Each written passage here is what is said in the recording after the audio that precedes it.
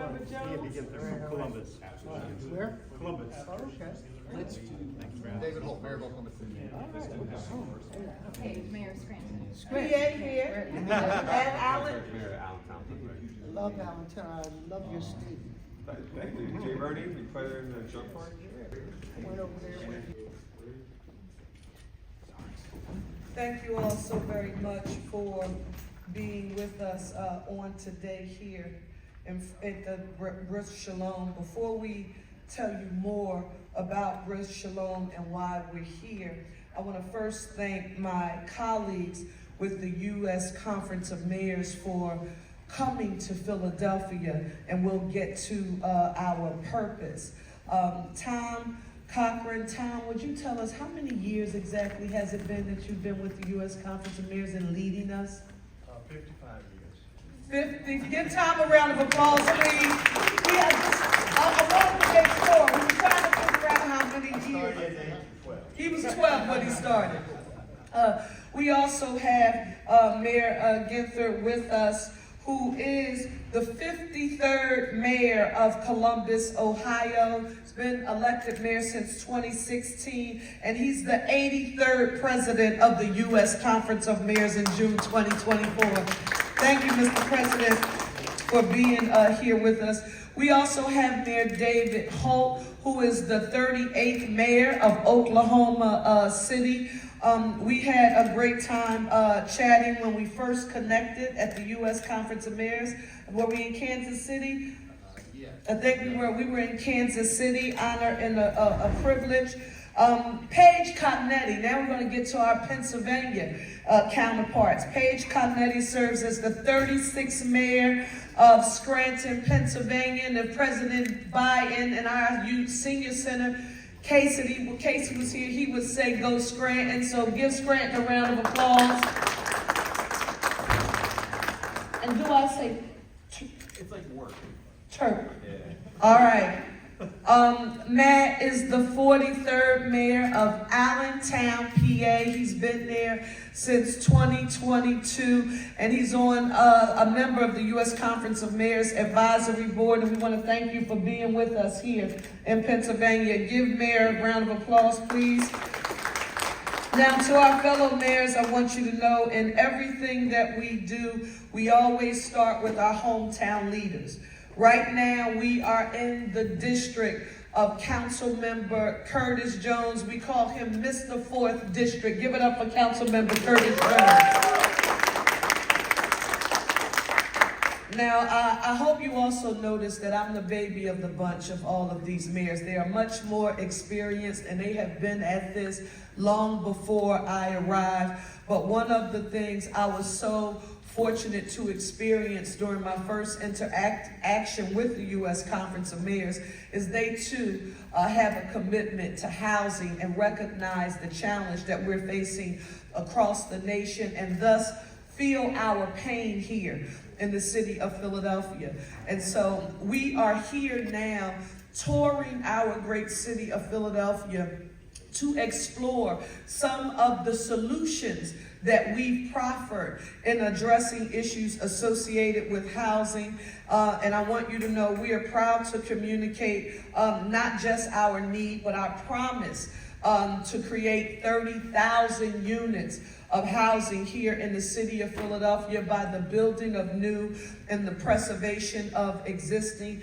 This would lead to the overall improvement here in Philadelphia by stabilizing our neighborhoods, reconnecting communities, developing new to welcome additional opportunities, and to impact the affordable space as much as we possibly can.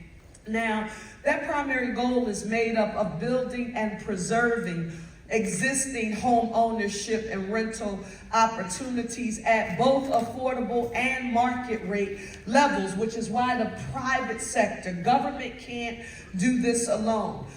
So one of the things that we are happy to showcase where we've been sort of above the curve is that our effort, the Turn the Key program, has literally helped working Philadelphians to buy homes who would otherwise still be trying to just figure out how to save for their down payment and or to just make a mortgage payment. And tax credit projects for allowing for affordable and senior rental opportunities. I know if our Chairman Vincent Hughes, the Democratic chairman of the Appropriations Committee in the Pennsylvania Senate, and Morgan Cephas, chair of our Philadelphia delegation of the House, we depend on them for those LIHTC tax credits that we use. And those programs are more important than ever because as costs continue to rise, we need to save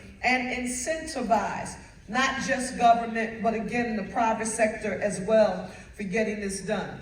I want you to know that I made our guests aware of the fact that Councilmember Jones, they were going to hear a heart-wrenching story as we came here to Bridge Shalom about this affordable housing apartment complex for seniors, which was allowed to fall into horrible, horrible disrepair by its previous for-profit owners. Last month, right here in this very room, joined by our State Senator Vincent Hughes, Councilmember Curtis Jones, and various departments in the Parker administration, Law Department, Finance Department, and Licenses and Inspections, and Planning and Development, and the Water Department, and the great teams associated with the Public Interest Law Center, Senior Law Center, working with the greatest housing authority in the nation, led by Kelvin Jeremiah. He could not be here with us on today. We were able to all work together and develop an arrangement that allowed the Philadelphia Housing Authority to take control of this property. This is what the deal included: a city commitment providing at least 50%, up to $8 million for the rehabilitation costs here. Utility forgiveness of 50% of the previous owner's debt to the property, and relief value at about $700,000. A commitment to foregoing any city debt on the property, including but not limited to any fees, fines, levies, liens, and or taxes that are owed. And this one was extremely important, a commitment to working in partnership with PHA to pursue and secure funding from other sources, including the Commonwealth of Pennsylvania, to ensure that the project is fully financed, and that includes that 4% low-income housing tax credit, we refer to it as LIHTC, financing for the redevelopment of the site. Now, the deal was essential to assuring that we could, in essence, rescue Bridge Shalom for the Philadelphians who are here. But for us, it's an example of government not working in silos. The nonprofit agencies that were around, the private sector, contractors are going to have to come in and actually do the work. So that's job creation and workforce development. And so that's why I'm happy to come here today with the U.S. Conference of Mayors so that we could share our story about what we're doing here locally. And it doesn't happen without partnerships. We share best practices. All of our mayors, we learn from each other. And I've loved it when they shared their experiences and they said, these are some red flags. You're a new mayor, Cherelle Parker. We can tell you while you're working on housing, make sure you don't do X, Y, and Z. So I thank each of you for giving me the benefit of learning from your experience. Next, I want to say this so that we're really clear. We've been unapologetic about announcing that we are firmly committed to delivering change that residents can see, touch, and feel. And when we think about housing and that 30,000 unit sort of commitment, this is about putting people on the path to self-sufficiency. So we have first-time home ownership programs for income qualified, middle income individuals. And Councilmember Jones, they've already saw Restore, Repair, Renew in action. And they also saw Turn the Key in action. So they tangibly or visually had the ability to see those programs. Housing counseling here in the city of Philadelphia. Another thing that we and Councilmember Squilla advocated strongly for is our Philly First Home program. This gives a down payment and closing cost assistance to first-time home buyers in the city of Philadelphia, and our Turn the Key program so that we can develop more affordable housing. We talked earlier about things like our basic systems home repair. That's a staple that's been around in the city of Philadelphia for a very long time, that gives free emergency repairs like to fix a roof or major home repair systems, carpentry that needs to be done, and or electrical work. Then we have our Utility Emergency Services Fund. That's the UESF funding that helps us with low-income individuals and families who simply need help paying their utility bills. And this final one here, that's extremely important. Now, mayors, I don't know if this has been a thing in your area, but we have known that this was a challenge, but Pew, through some research, affirmed for us how much Philadelphia was being negatively impacted by what we describe as our tangled title crisis here. And we developed a program. Councilwoman Catherine Gilmore Richardson, who was the majority leader in the City Council of Philadelphia, this was definitely something she, along with records, they led in this area to help us provide free legal assistance for homeowners who have been living in a property that has been in their family, but unfortunately, there was no lawyer on retainer to give them a will, develop a will, so that they could legally transfer ownership to the property. So imagine living in a home that needs repair, you're paying the bills, but you don't have legal title to the deed, thus you are not eligible to participate in many of the programs you just heard me mention. So I'm proud of what we are doing there. In essence, our average loan amount in the city of Philadelphia, $39,000. This monthly payment of $410 for this program that we just witnessed, that Restore, Repair, Renew. Our average borrower income is only $60,000. We just saw it in real time.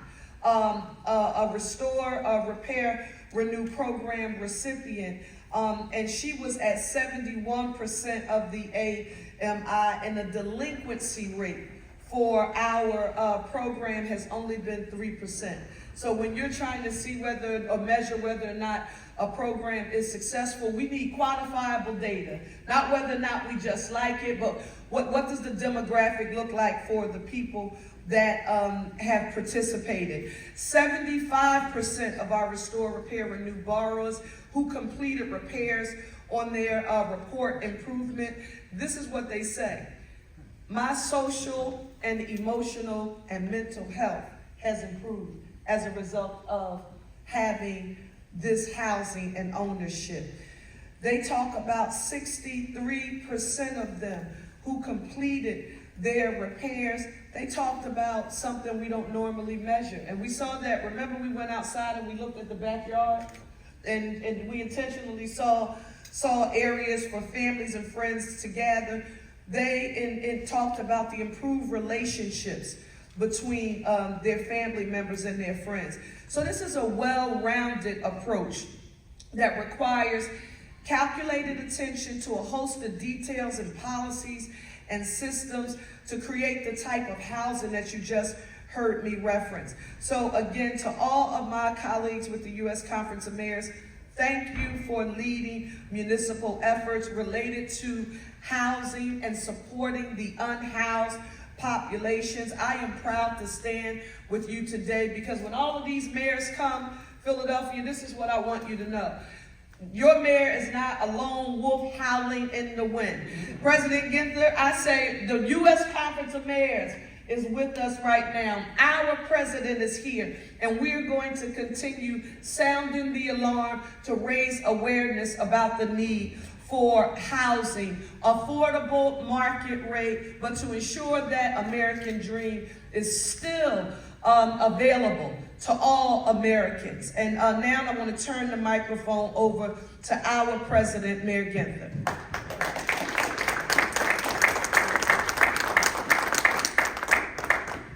Wow, I know Philadelphia has already seen what a powerhouse Mayor Parker is and chose her as your newly elected leader. But I tell you, the rest of America is finding out the power, the advocacy, the determination, the grit, the vision of this mayor. And we're so thrilled to be in Philadelphia today. My name is Andy Ginther. I'm the mayor of Columbus, Ohio, and president of the U.S. Conference of Mayors, and so grateful for Mayor Parker and her team showing us some of the great things that are happening here in Philadelphia. This is part of a tour that we're doing in different parts around the country to focus on housing. We have been to Phoenix earlier this week. Today we're in Philadelphia. Next Tuesday we will be in Detroit. And our focus is very clear. There are many issues facing great American cities all over this country. Housing is not an issue, it is the issue. Regardless of where you go in America, housing is by far the number one issue facing great American cities. And we know this isn't just an issue of doing the right thing to make sure that folks have an affordable, safe place to live and raise their families. This is an economic development issue. This is an issue of a way for us to fight homelessness in our communities. If you want to reduce homelessness, grow your economy, grow your community, we must deal with the supply crisis in housing in America. We know that's the one way where the public and private sector can work together to do this work. We know this issue is affecting everyone. The cost to rent or own a home is painfully high. And as a nation, we're falling short in response. Rising rents are a function of a failure to build affordable housing, as well as a historic lack of federal investment that spans 4 decades. The bottom line is this: we need more housing, and we need more units that are affordable for low and middle income families. And as you all may know, we have an election coming up. I don't need to tell the people of Pennsylvania that.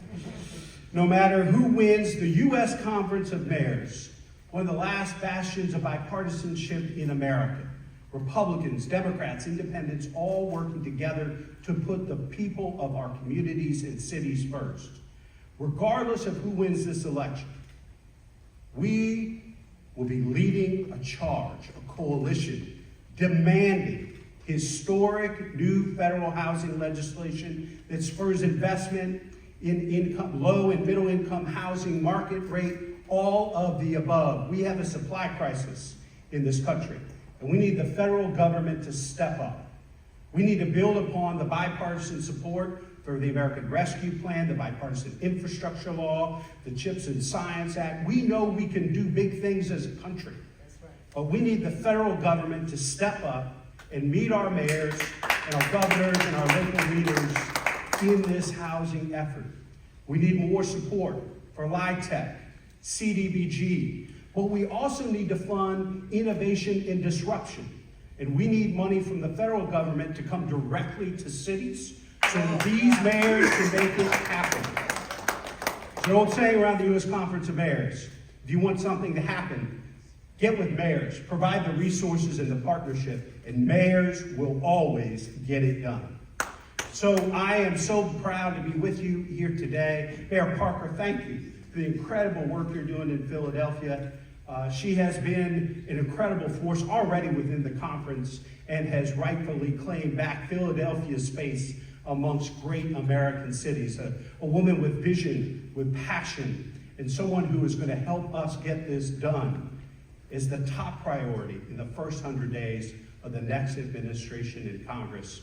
So it's my honor to introduce a great advocate, someone who knows how to work with folks from all walks of life, from all parts of the country. He's our Vice President of the U.S. Conference of Mayors, Oklahoma City Mayor David Holt. Thank you, Mayor Ginther, for your leadership. For people who don't know, the U.S. Conference of Mayors, obviously, as you heard just from Tom Cochran's tenure as CEO, has a really long history in this country, a century of history. And we get a lot of things done in our communities, but we also get a lot of things done collectively and in Washington. But we don't do it without leadership. Each year we have a president, and this year that is Mayor Ginther of Columbus, and he has really,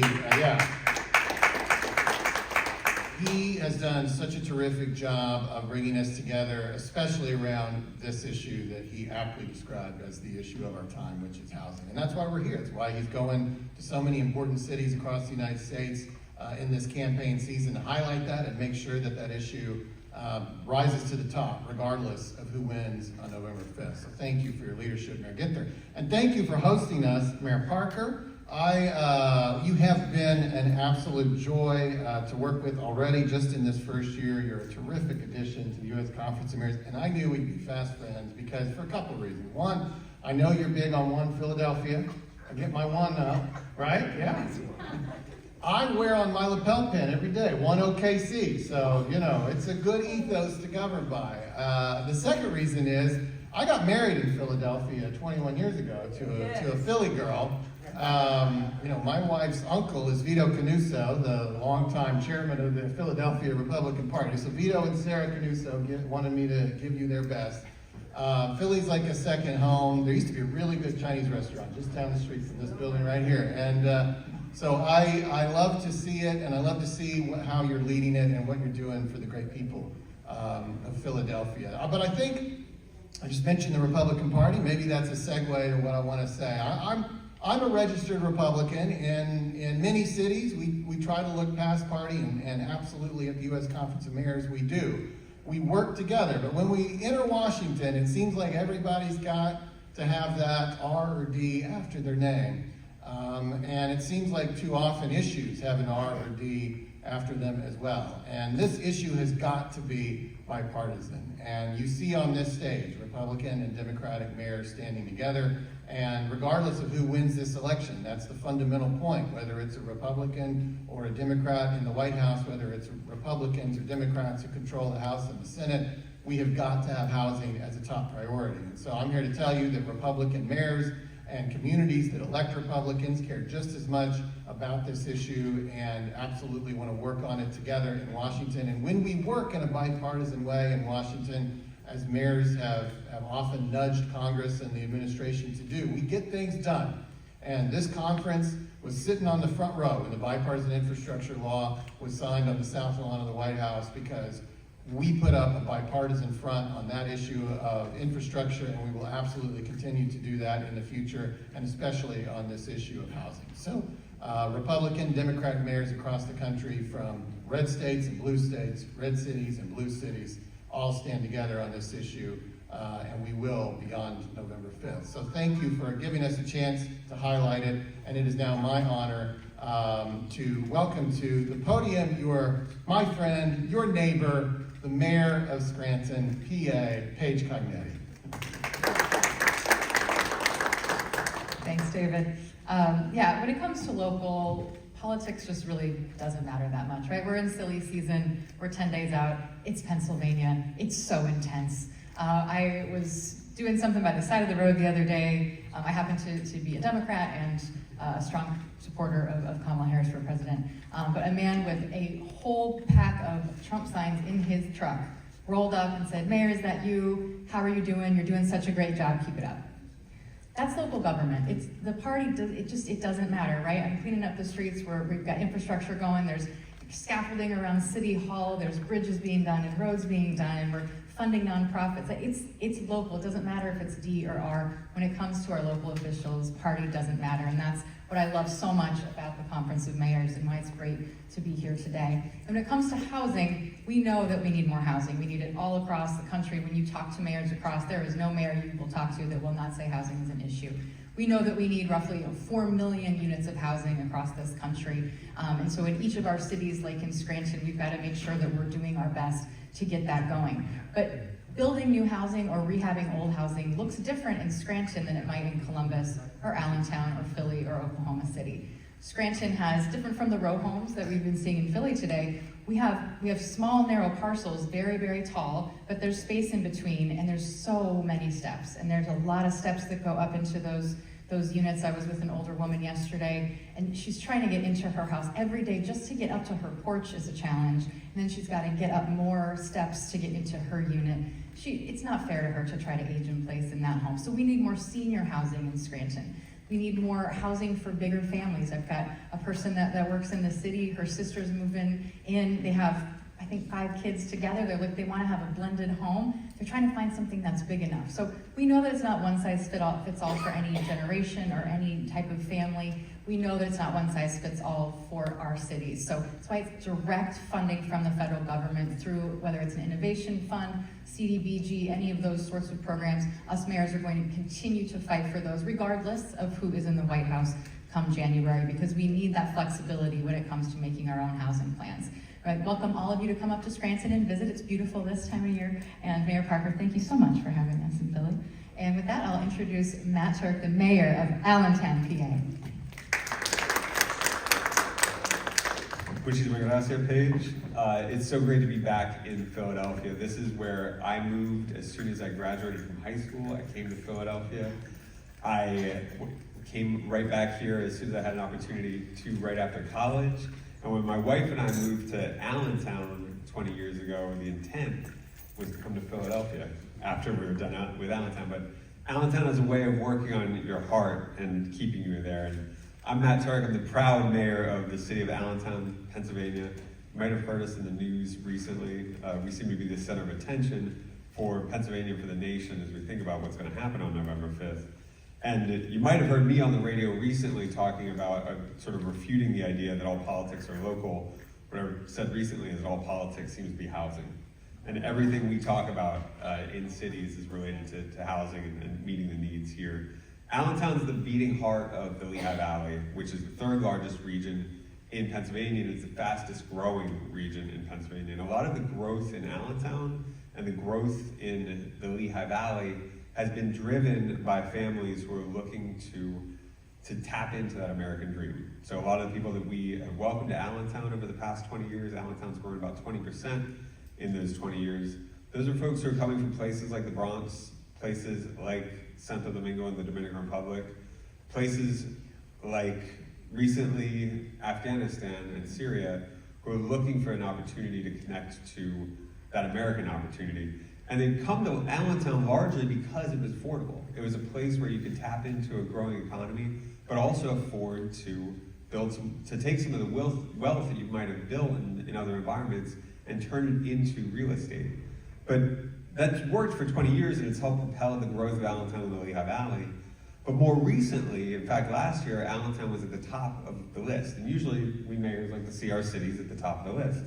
But Allentown was at the top of the list for places that have seen the greatest decrease in affordability in housing. And that is not the list that I want to be on. Allentown's housing prices rose by nearly 11%, which was, again, one of the top among the 100 largest metros in the United States. So we know we have to do things to increase supply. The way that we're going to make housing in a place like Allentown, Philadelphia, Oklahoma City, Columbus, or Scranton more affordable, in fact, across the country, is to build more housing. And what we've done in Allentown is what everybody does in cities. We innovate, we get creative. We do the things that we need to do to facilitate the construction of more housing. In Allentown and places like Scranton, that's meant amending our zoning codes to create an environment that is more conducive to building new housing. We're focused on making sure that the city continues to look the way it does. It looks a lot like some of the places that we saw in Philadelphia, tight row homes, but in a way that allows for greater levels of density. We want to be able to build more densely in a city like Allentown. So we're tweaking our zoning code. We are trying to get creative about some other things that we can do to facilitate the development of more housing. We're also taking trips like this and seeing some of the amazing things that Mayor Parker has been doing here in Philadelphia to facilitate more new single-family homes, more affordable units, more of all types of housing. So we're looking around and we're seeking to innovate. Before I was the mayor of Allentown, I worked for 12 years in economic development. And economic development is driven by dependable environments, dependable regulatory environments. We see development when we know what we can count on. And it is also driven by real estate development. So I work closely with real estate developers who give me an idea of what you need to do. And you need to be innovative and creative and dependable when you build local regulations. But you also need to create capital injections. And this is where we are right now. And I was so happy to hear Mayor Ginther talk about how important housing is to economic development. Places like Allentown do not grow if we cannot grow our housing base and allow people to move in. So when I put on that economic development hat and I think about the things that we need in our cities, we need to continue to get creative and do innovative things. We need to create a stable regulatory environment. We also need the help of our friends in the federal government. We need to see greater allocation of tax credits to cities that need them. But before we even get there, we need to see greater investment in tax credits from the federal government to facilitate the supply of housing, to help us bridge that 4 million unit gap. We also need, and as Paige mentioned, I say this all the time, I'm the first Latino mayor of a majority Latino city in Pennsylvania. We say Latinos are not a monolith, but cities aren't monoliths either. We have a lot of the same challenges. We need to address housing across our cities, but we need flexible funding because what you need to do in Scranton is very different from what you need to do in Oklahoma City. And as much as Philly and Allentown look a lot alike, there's very different needs in our cities as well. So direct funding to cities that we can use in a flexible way is absolutely the way to go. So that's what I'm asking for as the mayor of Allentown. And I'm looking forward to working with the next administration to heavily invest in Allentown and across the United States to make the American dream more affordable for our residents. So, muchísimas gracias. Thank you for the opportunity to speak. I'm going to turn it over to Councilmember Jones. So pleased to be in your district. Muchísimas gracias.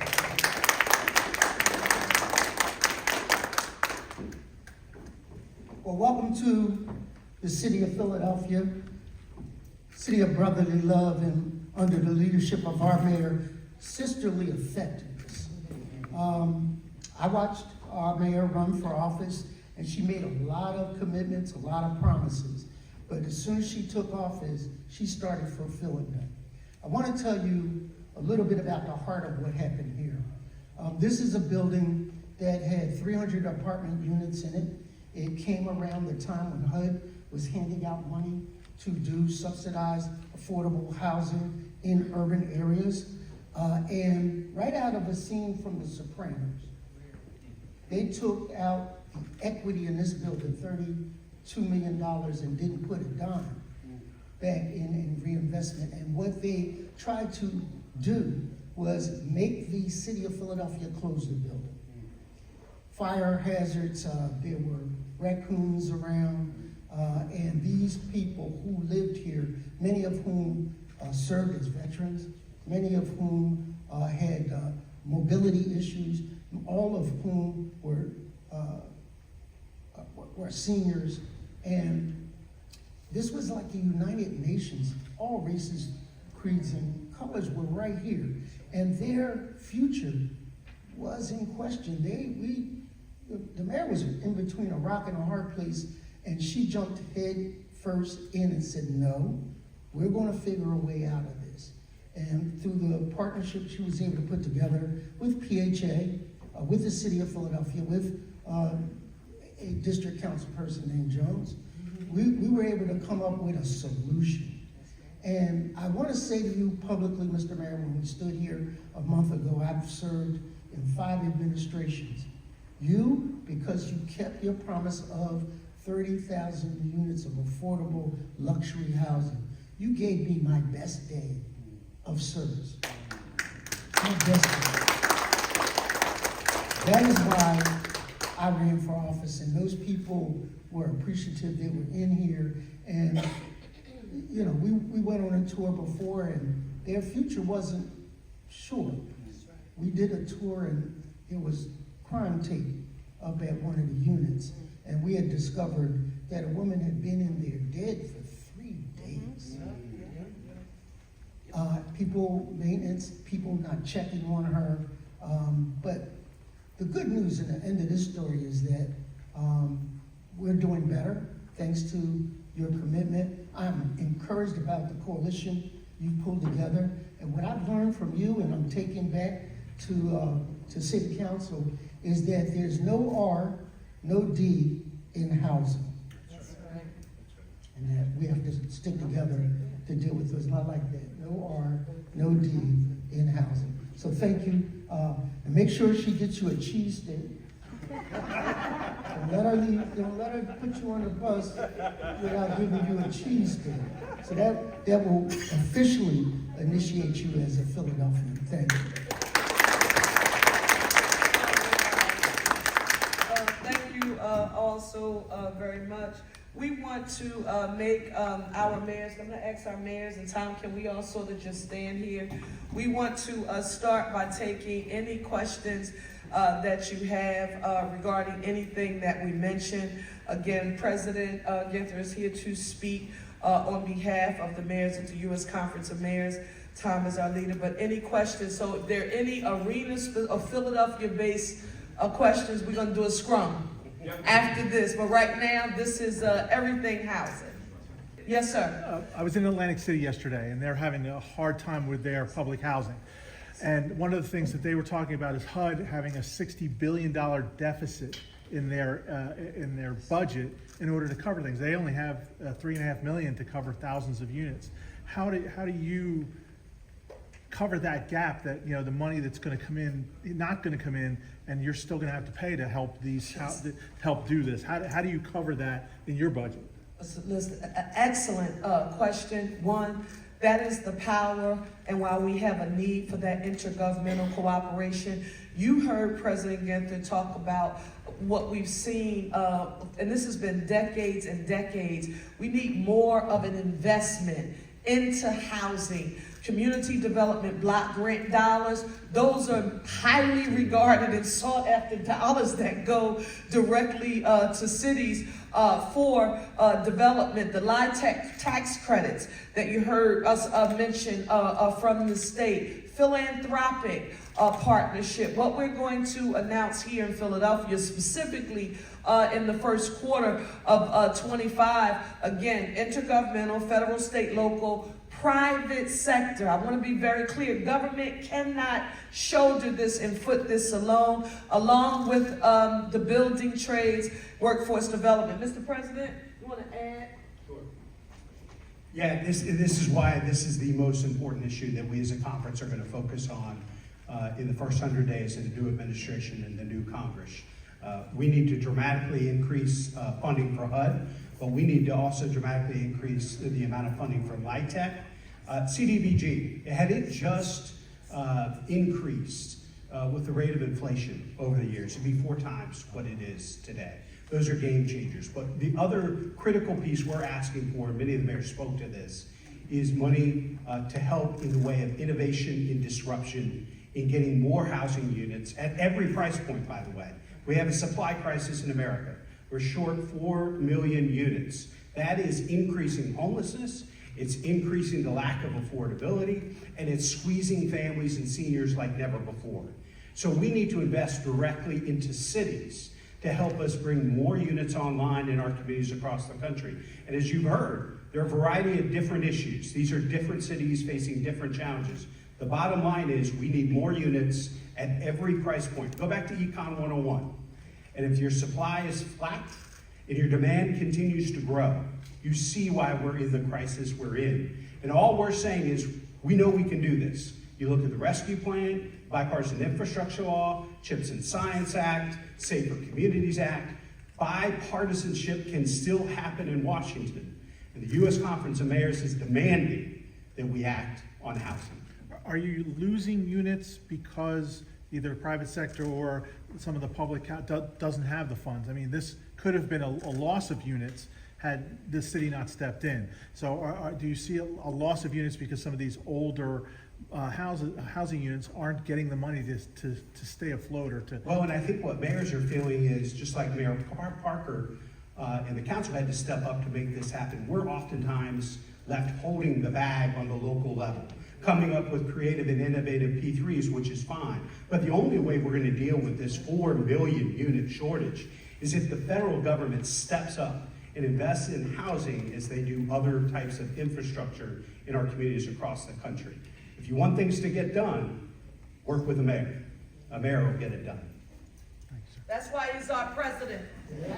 Okay, yeah, guess why he's our president. And another thing that we love about your question is you see all of the cities that are represented here today. You just referenced one of our partners in New Jersey, Atlantic City, right? This is a nation-wide challenge, and it definitely deserves a federal approach.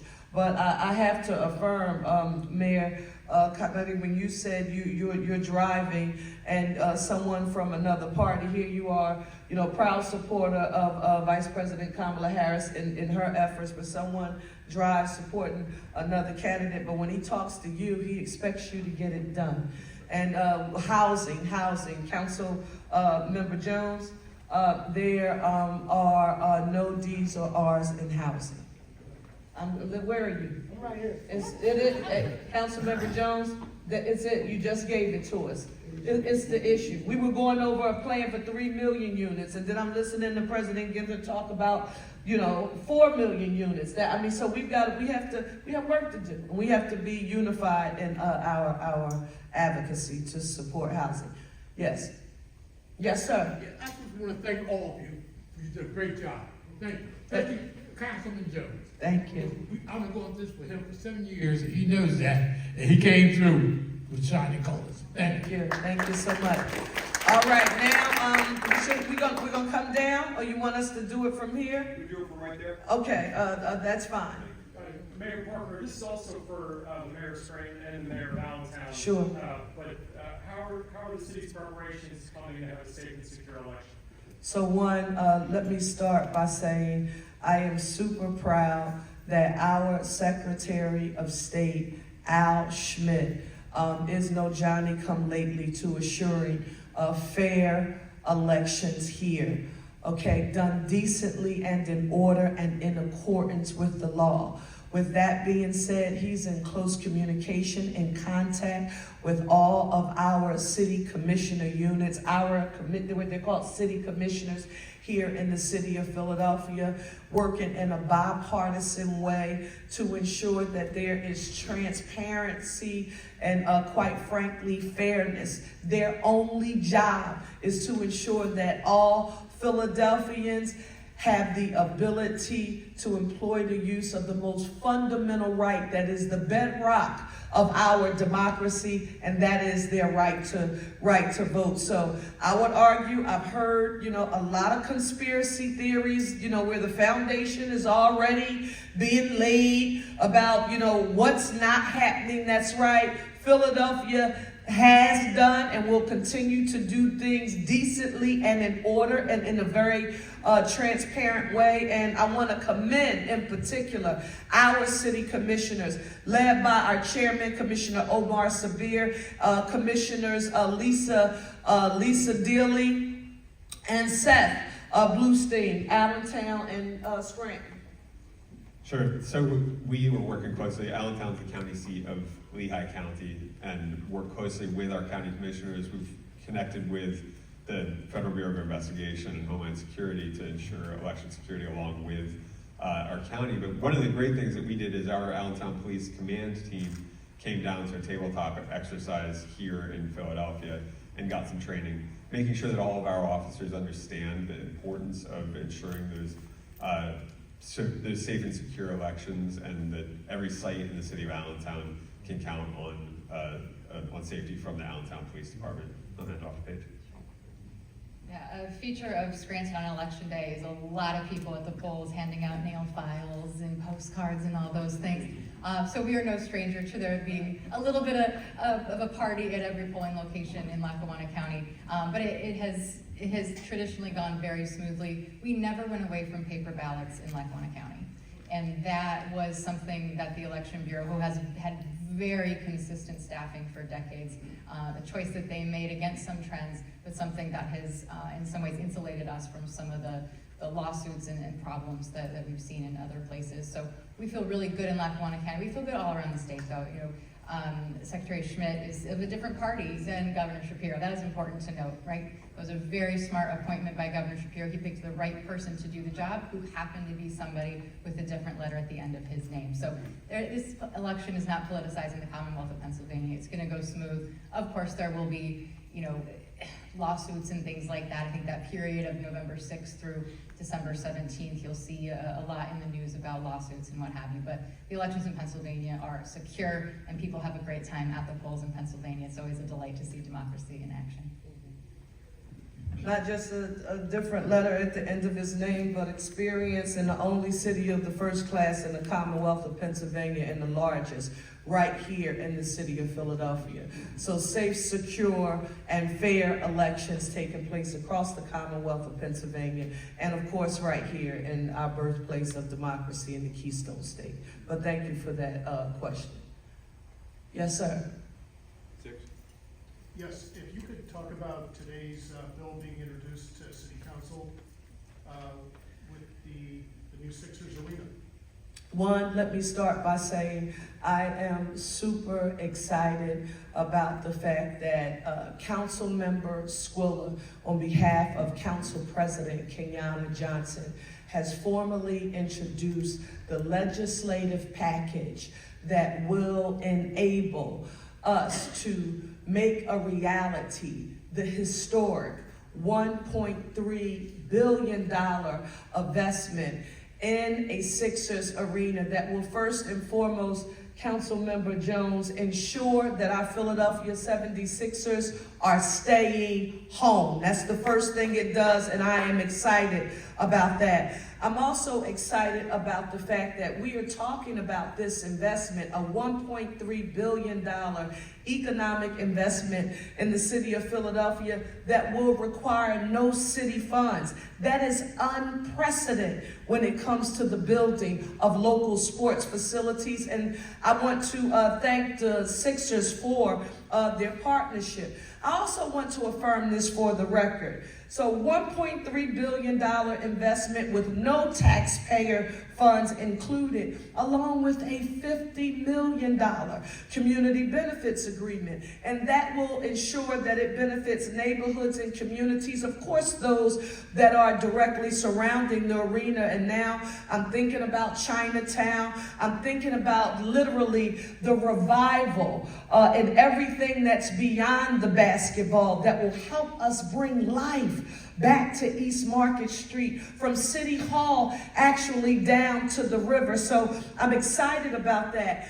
Also, hundreds of millions of dollars in new tax revenues for both the city of Philadelphia and the school district. We needed that infusion of revenue. You hear us talking about a major issue here on the day. When cities get increase in revenues, then we can make investments in needed, sort of assets for the city of Philadelphia. And that is one of the issues is to address our housing crisis. Next, I want to say this, and this becomes extremely important.